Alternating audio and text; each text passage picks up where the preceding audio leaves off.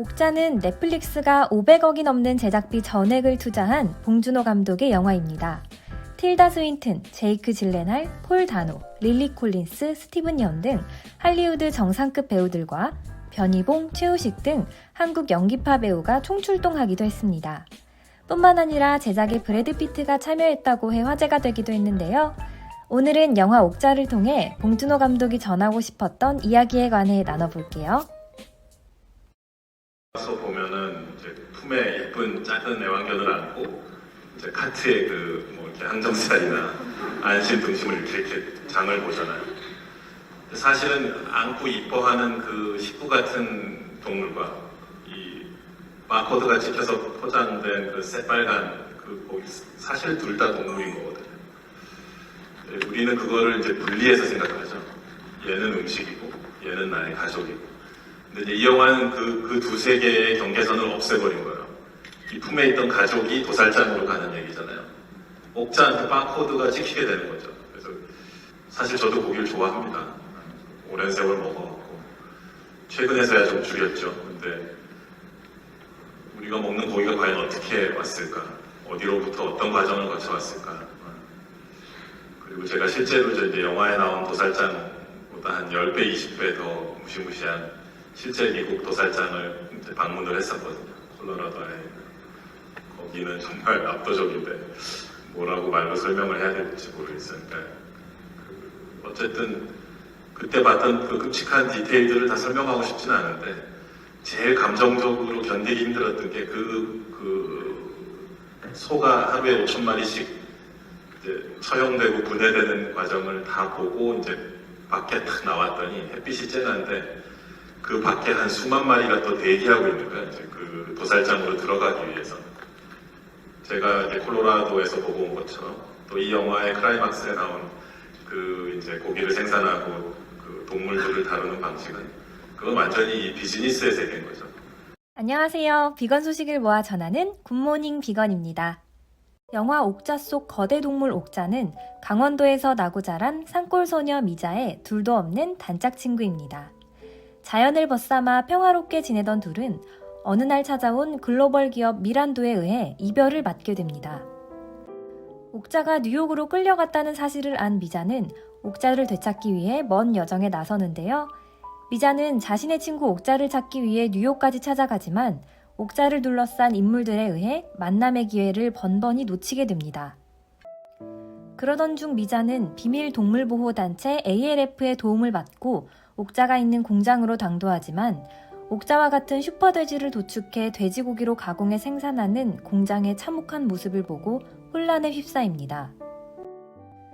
영화 속에는 돼지들이 전기가 흐르는 철창 우리에 갇혀 있으며 전기 충격기로 학대를 받으며 도살장으로 끌려가 머리에 총을 맞고 사지가 절단되어 우리가 아는 제품으로 깔끔하게 포장되어 나오는 모습이 줄지어 등장하는데요. 슬프게도 이런 일들은 우리 주변에서 비일비재하게 벌어지고 있는 현실이라고 합니다. 2달간 실제로 비건 생활을 저절로 하게 된 적이 있고요. 2015년 초에 시나리오 쓸 때였는데 저랑 이제 저기 계신 최두호 프로듀서랑 둘이 이제 리서치를 하려고 실제 콜로라도에 있는 되게 거대한 도살장을 직접 방문한 적이 있어요. 비프 플랜트라는 표현을 써달라고 하죠. 그 사람들은 슬로터 하우스, 그러니까 도살장이란 말을 싫어해요. 그래서 우리는 되게 모던한 현대적인 공장이다라는 자부심이 있는데 그건 사실인데 가서 보면 이제 그것 때문에 더 섬찟한 느낌이 들죠. 하루에 한 5,000마리 이상의 소를 도살하는 곳인데 영화 후반부에 나오는 이제 옥자 영화 후반부에 나오는 그런 시퀀스를 보고 이제 무서웠다, 충격적이다라고 표현하신 분들도 계시지만은 제가 실제 거기서 본 것은 뭐 영화에 나온 거에 한 20배, 30배는 될 거예요. 저는 되게 부드럽게 표현했다고 생각하고요. 그리고 가장 압도적인 것은 그 도살장의 냄새. 그 100m 밖에 주차장에 내렸을 때부터 풍겨 나오는 그 피와 배설물과 뭐 녹여지는 뼈와 여러 가지가 뒤섞인 그 말로 설명하기 힘든 냄새가 있어요.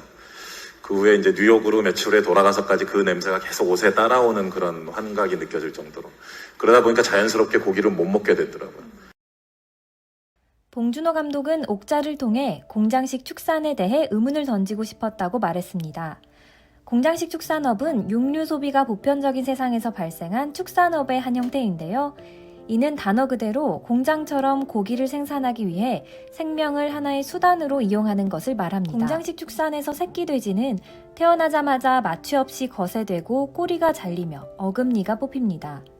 새끼를 낳는 어미 돼지는 몸을 돌리지도 못할 정도로 작고 차가운 케이지에 갇혀 평생을 강제로 임신과 출산을 반복하다 더는 새끼를 낳을 수 없을 때가 되면 바로 도축됩니다. 이처럼 비위생적이고 밀집한 사육 환경에서 동물들은 계속해서 질병에 걸리고 전염병은 순식간에 퍼집니다. 이를 막기 위해 수시로 항생제 등의 약물을 먹이고 전염병이 발생하면 모두 땅에 묻어버립니다. 때로는 산채로 말이죠. 이것이 우리가 먹는 대부분의 소와 돼지와 닭이 살아가는 과정입니다. 하지만 우리는 이런 사실을 잊고 살아갈 때가 많습니다. 마트의 환한 조명 아래 깨끗하게 포장되어 다소곳이 놓여있는 고기에는 푸른 풀밭 위에 아무 일도 없었다는 듯 좋아 보이는 소와 돼지와 닭의 사진이 붙어 있습니다. 때로는 친환경 인증 마크가 붙어 있기도 하죠. 사실 이 영화가 이 영화 보신 분들은 비건이 돼야 된다라고 강요하는 영화는 전혀 아니고요. 육식에 반대하지 않습니다. 인류가 되게 수천 년간 육식을 해왔고 동물도 동물을 먹잖아요. 육식 동물들은. 그런 자연의 흐름 속에서 벌어지는 육식은 자연스럽고 전혀 문제될 게 없다고 믿는 사람이고요. 단지 이제 공장에서 제품을 대량 생산하듯이 하나의 제품으로서 이제 동물들을 편입시켜서 우리 옥자에 나오고 있지만 그런 가혹하고 잔인한 그 금속의 환경 속에서 동물들을 대량 생산의 그 파이프라인의 일부분으로 만든 것에 대해서 이거는 근 인류 역사상 불과 몇십 년 전에 이제 새롭게 생겨난 양상이거든요. 사실 다 돈을 위한 거예요. 그래서 그 공장식 축산에 대해서 우리가 되짚어 생각해 볼 필요가 있다. 그런 의문을 한번 던져드리고 싶었어요. 봉준호 감독의 말대로 옥자는 우리가 모두 비건이 돼야 한다고 강요하는 영화는 아닙니다. 다만 영화를 보면서 고기가 어떤 과정을 통해 식탁으로 오는지, 잔인한 방식으로 운영되는 공장식 축산업이 과연 윤리적으로 옳은 것인지 등을 생각해보게 해주는 영화입니다. 실제 영화는 오늘 전해드린 이야기만큼 무겁지 않고 의외로 코믹하면서 몰입감 넘치기까지 하니까요. 넷플릭스에서 한번 시청해보시길 추천드립니다. 끝까지 시청해주셔서 감사합니다.